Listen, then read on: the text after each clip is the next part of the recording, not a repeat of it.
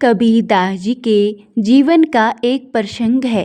कबीर अपनी रोजी रोटी चलाने के लिए कपड़े बुना करते थे।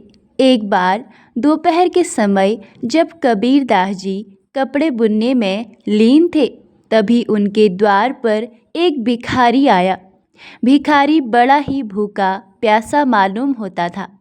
भिखारी को देखकर कबीर दास जी को बड़ी दया आई और उन्होंने उसे ठंडा पानी पिलाया। भिखारी कई दिन से भूखा था, इसलिए उसने कबीर जी से कुछ खाने को मांगा। उस समय कबीर दास जी के पास खाने की कोई भी सामग्री नहीं थी।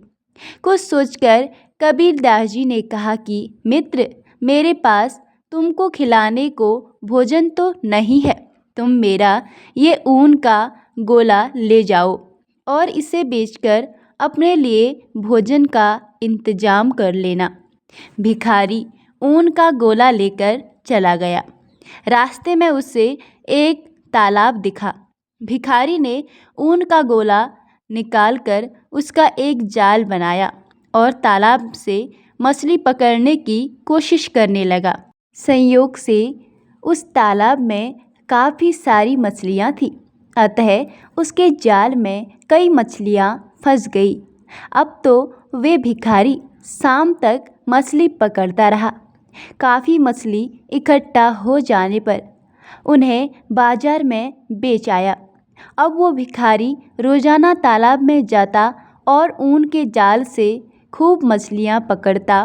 धीरे धीरे उसने मछली पकड़ने को ही अपना धंधा बना लिया। अब वो कई अच्छे किस्म के जाल भी खरीद लाया। ऐसा करते करते एक दिन वो काफ़ी अमीर व्यक्ति बन गया।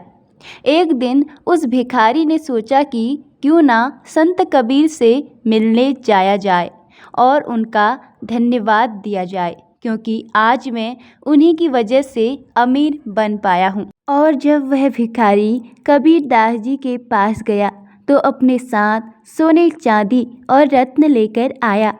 सभी सोने चांदी और रत्न उसने कबीर जी के चरणों में लाकर रख दिए, लेकिन संत कबीर उस भिखारी को पहचान न पाए।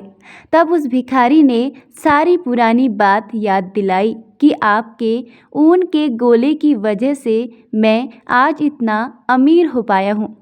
उसकी पूरी बात सुनकर संत कबीर बड़े दुखी हुए और बोले कि तुमने इतनी सारी मछलियों से उनका जीवन छीनकर पाप किया है, और क्योंकि ये सब मेरे कारण हुआ है, इसलिए तुम्हारे आधे पाप का भागीदार मैं भी बन गया हूँ।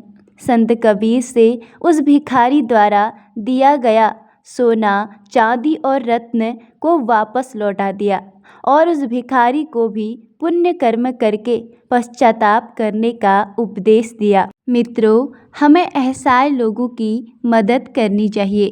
दान करना सबसे बड़ा पुण्य है, लेकिन ये पुण्य तभी मान्य है जब आपका दान अच्छे कामों में इस्तेमाल हो।